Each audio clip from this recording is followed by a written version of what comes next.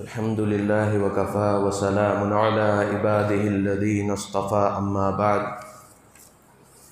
फ़अऊज़ु बिल्लाहि मिनश शैतानिर रजीम बिस्मिल्लाहिर रहमानिर रहीम।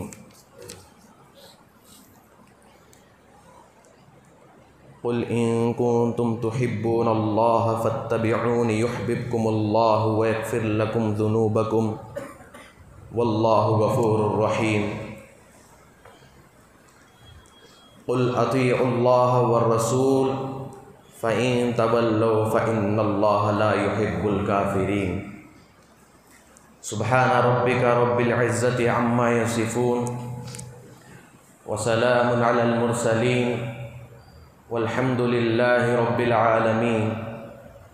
अल्लाहुम्मा सल्लि अला सय्यिदिना मुहम्मदिन व अला आलि सय्यिदिना मुहम्मदिन व बारिक व सल्लिम। अल्लाहुम्मा सल्लि अला सय्यिदिना मुहम्मदिन व अला आलि सय्यिदिना मुहम्मदिन व बारिक व सल्लिम। अल्लाहुम्मा सल्लि अला सय्यिदिना मुहम्मदिन व अला आलि सय्यिदिना मुहम्मदिन व बारिक व सल्लिम।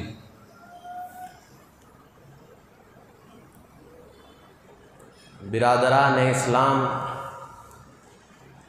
इस बर्रे सग़ीर में एक बहुत बड़े शायर गुज़रे हैं और इतने बड़े शायर हैं कि अल्लाह ताला ने उनके क़लम में ऐसी तासीर रखी है कि बड़े बड़े उलमा वक्त के और उनके ज़माने के और आज के ज़माने के बड़े बड़े उलमा और आइंदा भी होंगे इंशाअल्लाह, जो उनके जो अशार हैं, उनके कलम से जो लिखे हुए अशार हैं, उनको अपने दीनी बयानों में इस्तेमाल कर कर मजमे को दीन पर जमाते हैं। वो शायर जिनसे मेरी मुराद, जिनको शायर मशरिक़ भी कहा जाता है, बाज़ लोग अल्लामा इकबाल से पहचानते हैं तो बाज़ लोग डॉक्टर इकबाल से भी पहचानते हैं। ये बहुत बड़े शायर गुज़रे हैं। जब इनकी जो ज़िंदगी बाद में जिस तरह गुज़री, ये पहले उनकी ऐसी ज़िंदगी नहीं थी।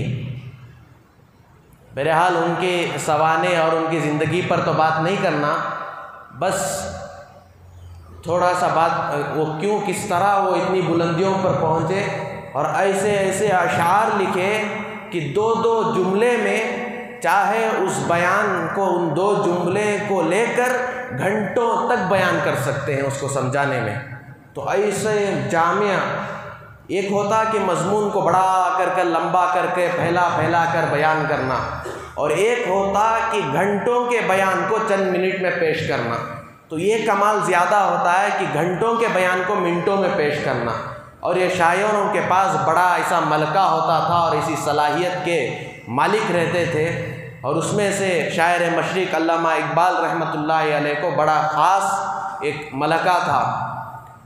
तो जब उनकी शुरू ज़िंदगी थी तो कादियानी, जो जहन्नम में जाएगा, जो फ़िरक़ा कादियानी जो ख़त्म नबूवत का मुनकिर है और जो दावा करता है कि कादियान मिर्ज़ा ग़ुलाम अहमद कादियान लानतुल्लाहि अलैह वो वक्त का नबी है, महदी है, तो इस तरह के उनके दावे हैं। तो उस गुमराह फ़िरक़े के ये प्रेसिडेंट थे पड़ोस मुल्क में, उस गुमराह फ़िरक़े के प्रेसिडेंट थे। और जब उनकी नज़र दारुल उलूम के बहुत बड़े मायनाज़ तालिब इल्म और बाहैसियत उस्ताज़ ख़ातमुल मुहद्दिसीन और हज़रत शेखुल हिंद महमूदुल हसन देवबंदी रहमतुल्लाहि अलैह के बड़े ही जान नशीन शागिर्द रशीद, जिनसे मेरी मुराद अल्लामा अनवर शाह कश्मीरी रहमतुल्लाहि अलैह, जिनके बारे में आता है कि अगर किसी जगह पर एक सेंटेंस ज़िंदगी में एक मर्तबा पढ़ लिया तो 40 साल तक कभी नहीं भूलते थे। और हज़रत का चेहरा ऐसा मुनव्वर था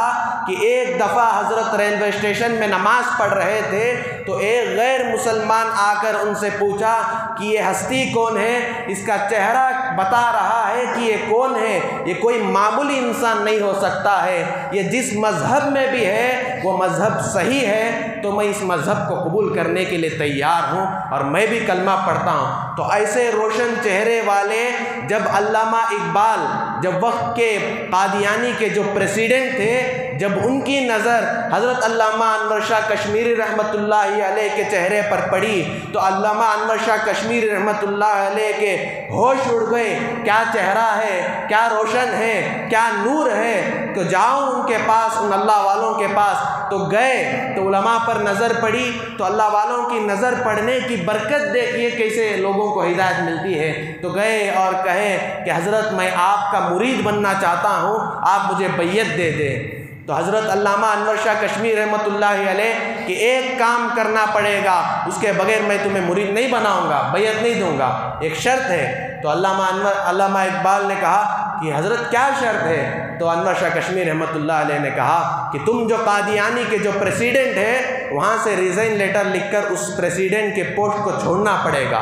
तो अल्लामा इकबाल फ़ौरन गए और रिज़ाइन लेटर लिखे, जिसे उर्दू में भी इस्तीफ़ा कहते हैं। तो लिख कर रिज़ाइन लेटर देकर अपनी जो पोस्ट थी उस प्रेसिडेंट बोले तो मामूली थी, सदर जैसी, उसको छोड़कर हज़रत के पास आ गए कि हज़रत अब मैंने रिज़ाइन लेटर लिख दिया, अब मुझे बैयत दे दिए। और हज़रत अल्लामा अनवर शाह कश्मीरी रहमतुल्लाहि अलैह बैयत दिए। फिर अल्लामा इकबाल की ज़िंदगी बदली और ऐसी बदली कि आज भी लोग उनके अशआर को बयानों में इस्तेमाल करते हैं, अपने स्टेटसों में इस्तेमाल करते हैं। उनके ऐसे कलम से अल्लाह ने ऐसे अशआर को लाया है कि उन अशआर को इस्तेमाल कर हज़ारों के मजमे को तैयार किया जा सकता है।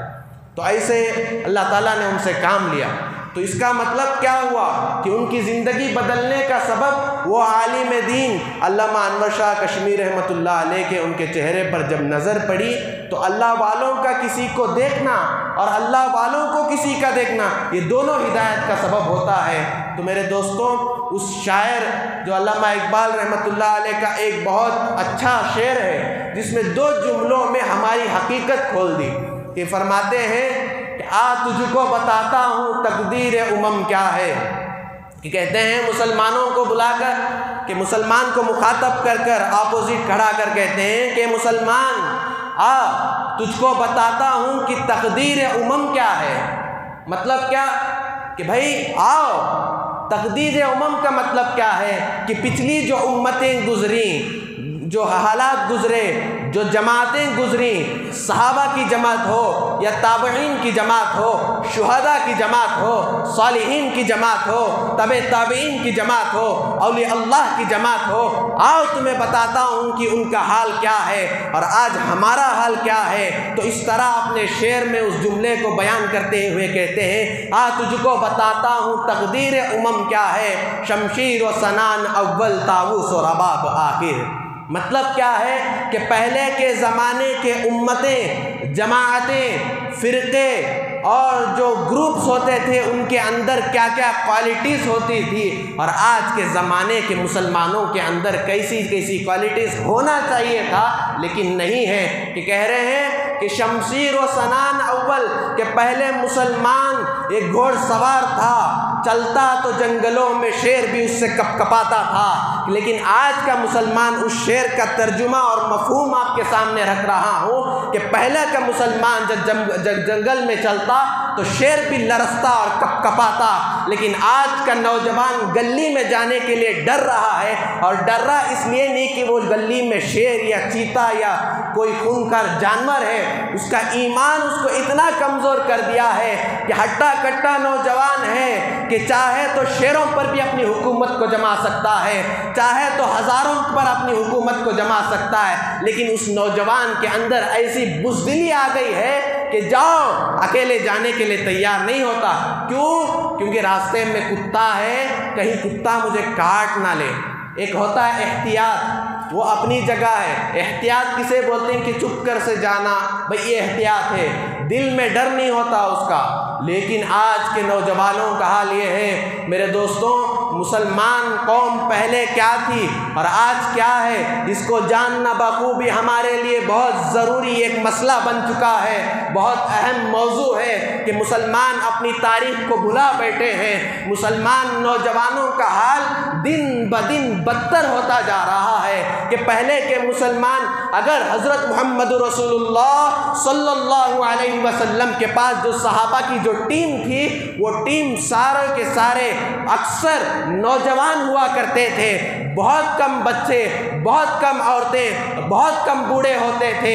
लेकिन जो अक्सर जो मजमा हज़रत मोहम्मद रसूलुल्लाह सल्लल्लाहु अलैहि वसल्लम के साथ हुआ करता था, वो नौजवानों का हुआ करता था कि आज मैं नौजवानों के गिरबान पकड़कर उनके गैरत को जगाना चाहता हूँ कि कहाँ गई तुम्हारी गैरत, कि आज कितने बड़े बड़े अपने जो वक्त के बड़े बड़े जालिम माने जाते थे, बड़े बड़े जो है जाबिर माने जाते थे, वक्त के बड़े बदतरीन लोगों में उनका नाम आता था, किसी को मारना, गालियां देना।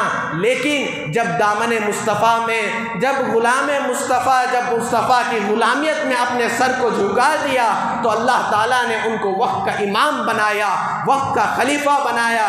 एक वाक़या है हज़रत उमर बिन ख़त्ताब रज़ी अल्लाह ताला अन्हु, वो उमर जिनको पूरी उम्मत में सबसे पहला लक़ब अमीरुल मुमिनीन फिल इस्लाम का मिला, तो वह हज़रत उमर बिन ख़त्ताब रज़ी अल्लाह ताला अन्हु को मिला। वो उमर जिनको अल्लाह के नबी ने कहा लौ काना बादी नबियन लकाना उमर, अगर मेरे बाद कोई नबी होता तो वह हज़रत उमर होते। अगर वो उमर जब रास्ते में चलते तो उनके रास्ते में शैतान नहीं आता था। मेरे दोस्तों, ये उमर ऐसे ही नहीं, पूरी पौनी दुनिया पर उनकी हुकूमत जमी थी, पौनी दुनिया पर। और बैतुल मक़दस को सबसे पहले फ़तह करने वाले मुसलमानों में हज़रत उमर बिन ख़त्ताब रज़ी अल्लाह ताला अन्हु थे। वो कैसे बने? जब हिजरत हो गई, सब हो गया, इस्लाम फैल गया, तो उम्रे के लिए चंद सहाबा के साथ हज़रत उमर बिन ख़त्ताब रज़ी अल्लाह ताला अन्हु मदीने से मक्के तशरीफ़ ले गए और मक्के में एक जगह रुके और रुककर सहाबा को कहा कि फारिग हो जाओ, फ्रेश हो जाओ, कुछ ज़रूरत हो तो पूरी कर लो, यहाँ रुकते हैं। तो रुक गए, खीमा डाला और सहाबा फारिग होने लग गए। हज़रत उमर बिन ख़त्ताब रज़ी अल्लाह ताला अन्हु एक दरख्त के नीचे बैठे और बैठकर मुस्कुराने लगे, किसी को बात नहीं कर रहे, गर्दन झुकाई और मुस्कुराने लगे। तो कोई आदमी देखकर कुछ सोच कर मुस्कुरा रहे होंगे, बचपन का वाक़या। तो मुस्कुराते मुस्कुराते वो मुस्कुराहट हंसी में बदल गई, वो हंसते हंसते वो हंसी रोने में बदल गया और रोते गए।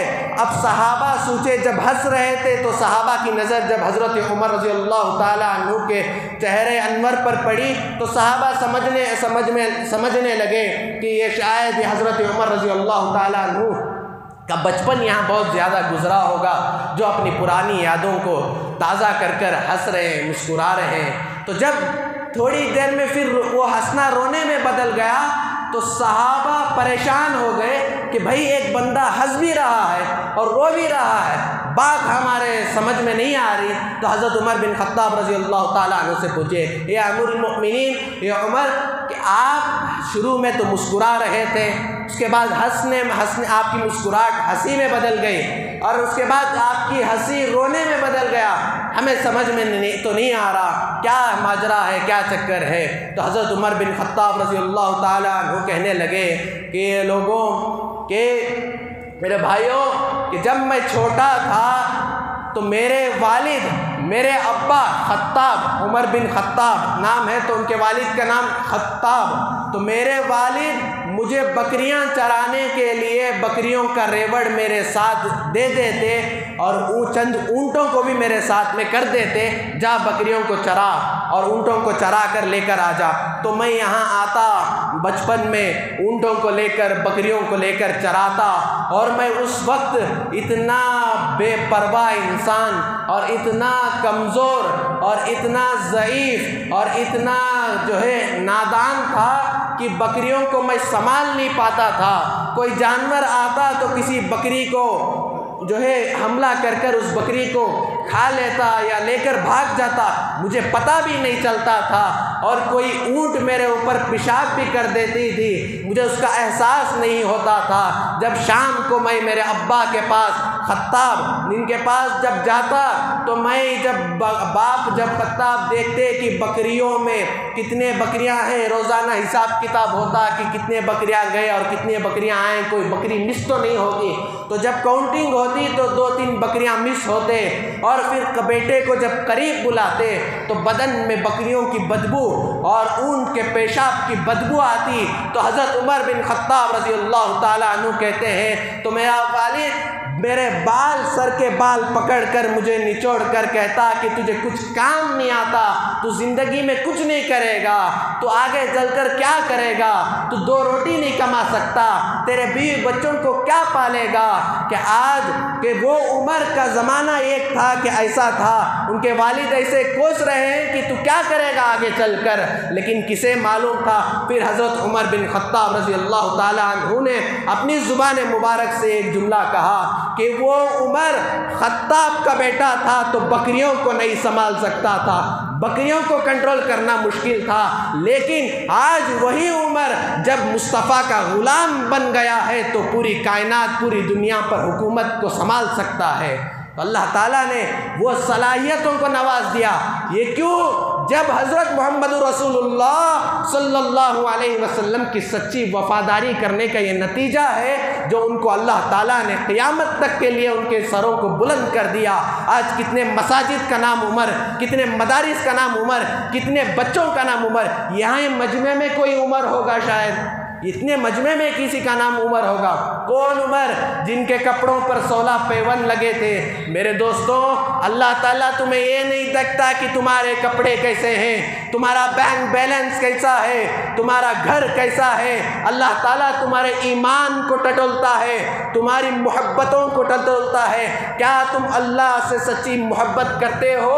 क्या तुम अल्लाह के नबी जनाब करीम हज़रत मोहम्मद रसूलुल्लाह सल्लल्लाहु अलैहि वसल्लम पर सच्चा इश्क अपने दिल में जमा हुए हो या झूठा है? यह अल्लाह ताला देखता है। मेरे दोस्तों, सहाबा की ज़िंदगियों को हम पढ़ना भूल गए हैं। उनके ज़िंदगियों को सिर्फ नाम पे जो है, आज हम अपने बच्चों का नाम तो बड़े शान से अबू बकर रखते हैं, बड़े शान से उमर रखते हैं, हाँ मोहब्बत में रखते हैं, लेकिन हमें चाहिए कि आज हमारे बच्चों की तरबियत भी उस तरह हो जिस तरह सहाबा अपने बच्चों की तरबियत किया करते थे, जिस तरह औलिया अल्लाह अपने बच्चों की तरबियत किया करते थे।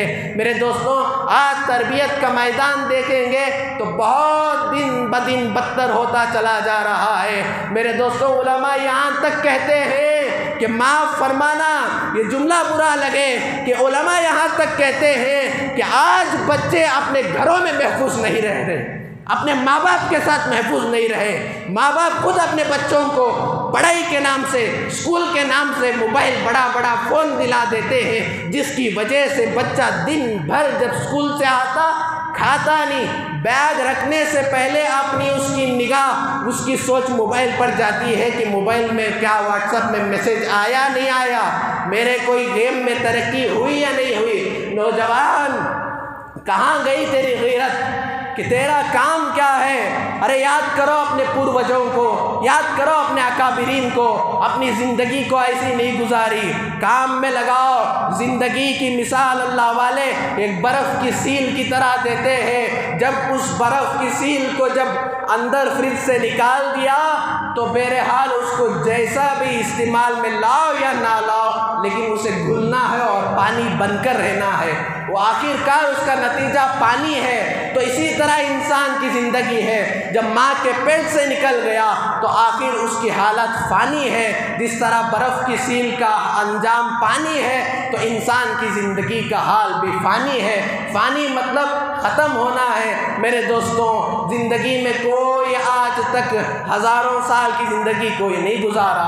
अगर 1000 साल भी गुजार दिया तो आखिर मौत है। मेरे दोस्तों, हमें आज के गए गुज़रे ज़माने में ये सहाबा की ज़िंदगियों को मुताला करना, उनकी ज़िंदगियों को पढ़ना, हिस्ट्री को, अपनी हिस्ट्री ऑफ इस्लाम। आज कितने नौजवान ऐसे हैं, उनसे मिलना होता है कि अगर उनसे ये पूछा जाए कि कि इस्लाम की सबसे पहली जंग अजीम कौन सी है बताओ, सबसे पहली जंग उसका नाम बताओ। उसकी हिस्ट्री तो दूर की बात, उसमें कितने सहाबा थे वो दूर की बात, उसमें कितने सहाबा शहीद हुए वो नहीं, बस उनको ये पूछा जाए कि इस्लाम की जो सबसे पहली जंग हुई उस जंग का नाम बताओ तो नहीं बता पा रहे। मेरे दोस्तों, आज वो ज़माना याद करो कि जब हम मुट्ठी भर मुसलमान थे तो पूरी दुनिया पर गलबा था।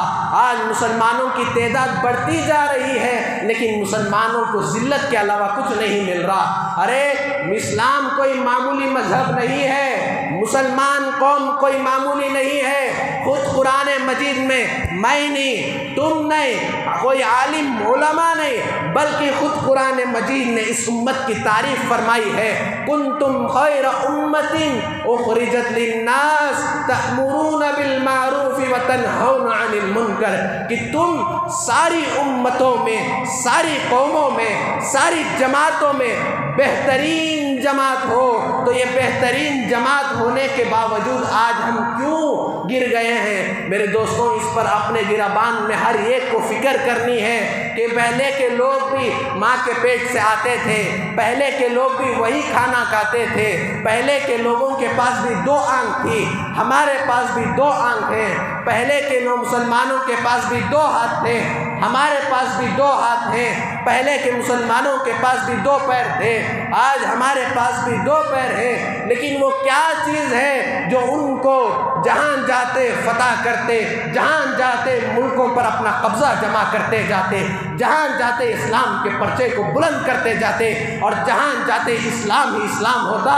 लेकिन आज जमातें जाते हैं, सब कुछ करती हैं, लेकिन आज हमारा हाल क्या हो रहा है? हमारे पास क्यों वो नहीं हो रहे?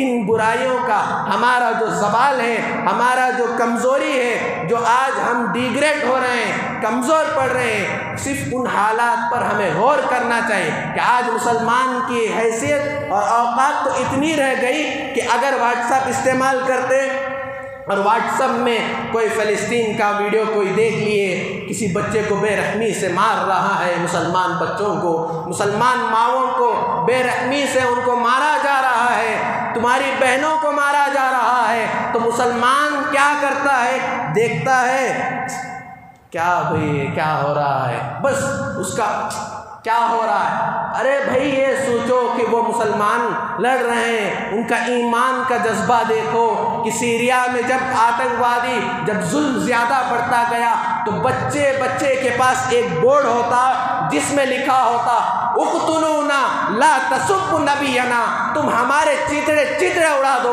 हमारे टुकड़े टुकड़े कर दो, लेकिन हमारे नबी, हमारे आका हज़रत मोहम्मद रसूलुल्लाह सल्लल्लाहु अलैहि वसल्लम को गाली मत देना। ये उन नौजवान, ये उन छोटे छोटे बच्चों के अंदर ये जज्बा, ये ईमानी जज्बा है। मेरे दोस्तों, हमारे अंदर भी वो जज्बा है, वो वलवला है, लेकिन उस मोहब्बत को अमल का जामा जब तक नहीं पहनाएंगे तब तक कुछ भी नहीं होगा।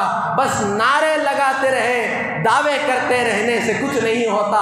सहाबा नारे कम काम ज़्यादा करे, सहाबा नाम के भी बने और काम के भी बने, और अल्लाह के यहाँ काम चलता है, नाम नहीं चलता।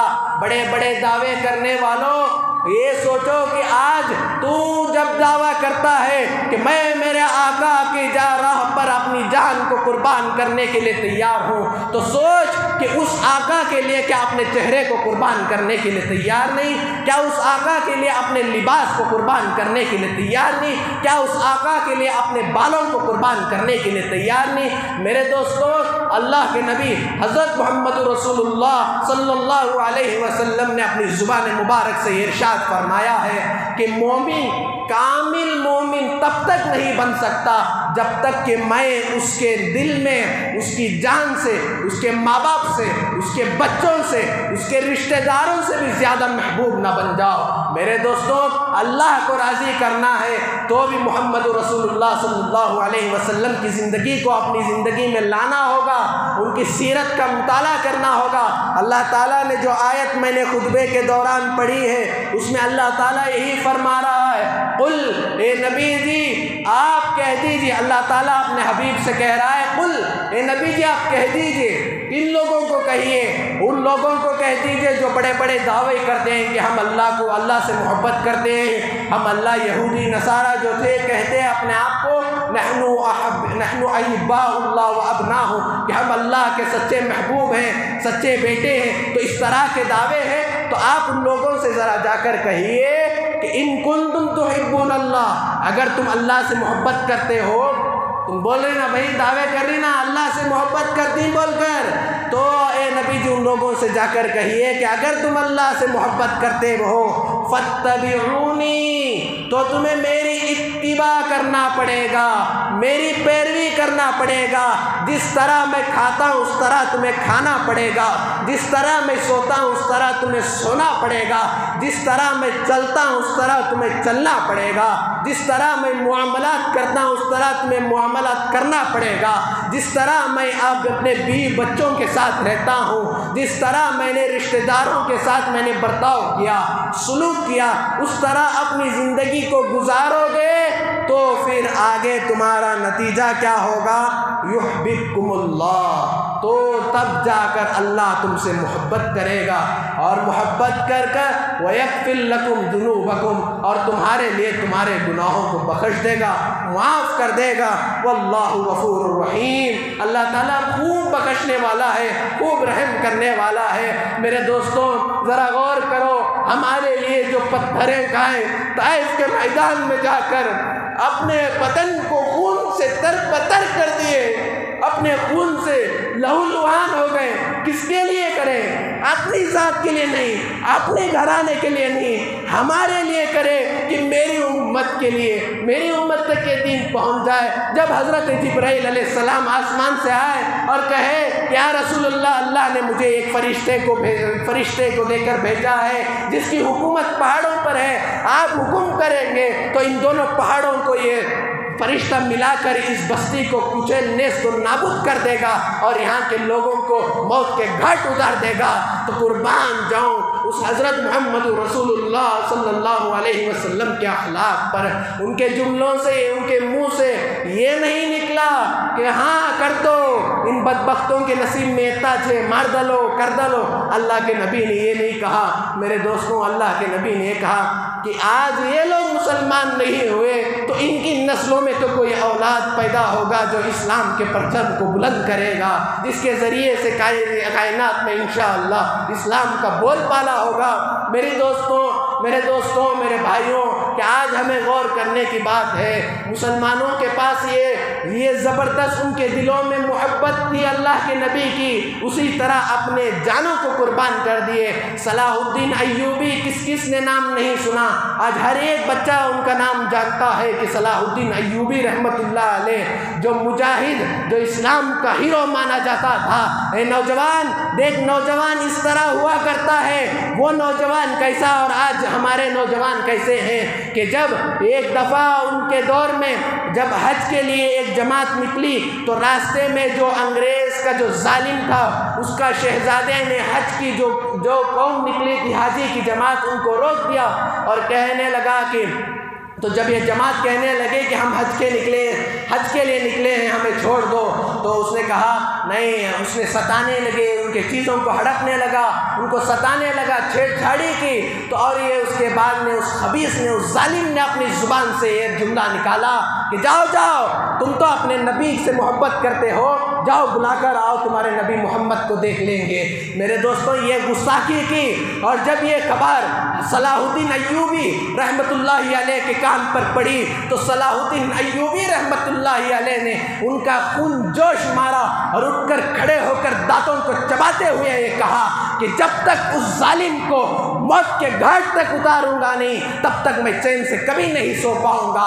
तो ये उनका वलवला था और टीम को तैयार किया, फौज को, सैनिकों को तैयार किया।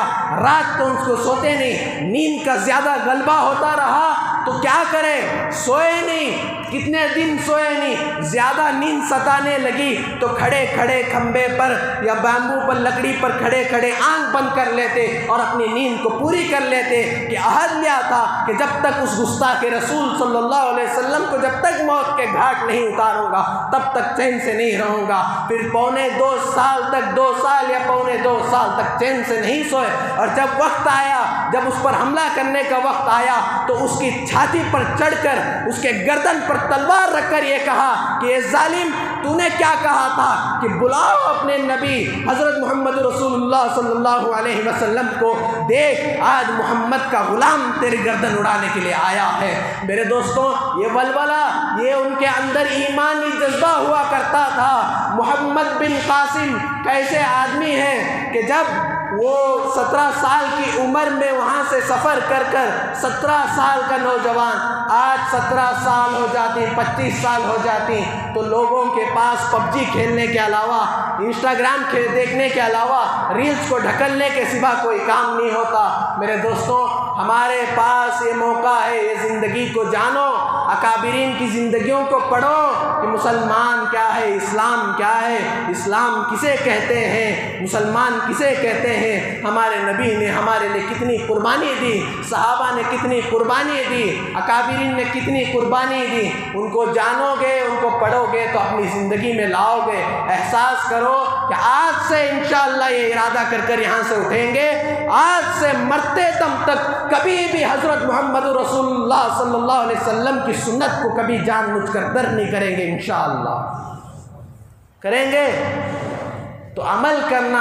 ये बयान हो रहा, घंटों का बयान हो रहा, इससे नहीं। जब तक काम नहीं करेंगे, बयान मज़े के लिए बस तो बयान करे, भी क्या बयान करे, पलक झपकने के बराबर भी मौका नहीं मिला, इतनी बड़ी शानदार, इसके लिए नहीं है, नामों के लिए बयान नहीं है, अमल के लिए है। मेरी ज़िंदगी भी बदले, आप लोगों की भी ज़िंदगी बदले।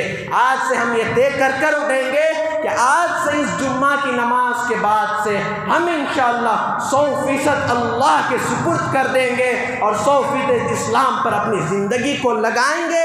चाहे जो लोग जो भी कह ले कि ये कौन भाई ने इतनी उम्र में दाढ़ी छोड़ने को बुढ़ा होगा, इन्हें ये होगा, अरे लोगन जो भी कह ले, लोगों से शान से कहो, मैंने तुम्हारा दिखाने के लिए नहीं, मैंने अल्लाह को दिखाने के लिए, अल्लाह के नबी को खुश करने के लिए मैंने अपनी दाढ़ी को छोड़ा, मैंने सुन्नतों को अपनाया। इस तरह हमारे अंदर ईमानी जज्बा होना चाहिए। अपने ईमान को बनाओ और अपने ईमान की फ़िक्र करो और मौत से पहले मौत की तैयारी करो।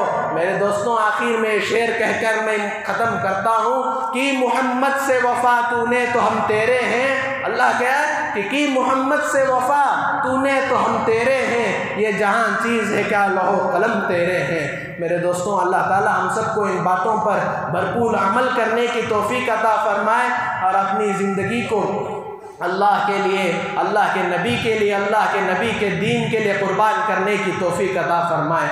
आमीन। व आखिरु दावाना अल्हम्दुलिल्लाहि रब्बिल आलमीन। जो हज़रात सुन्नतें नहीं पढ़े वो सुन्नतें पढ़ी।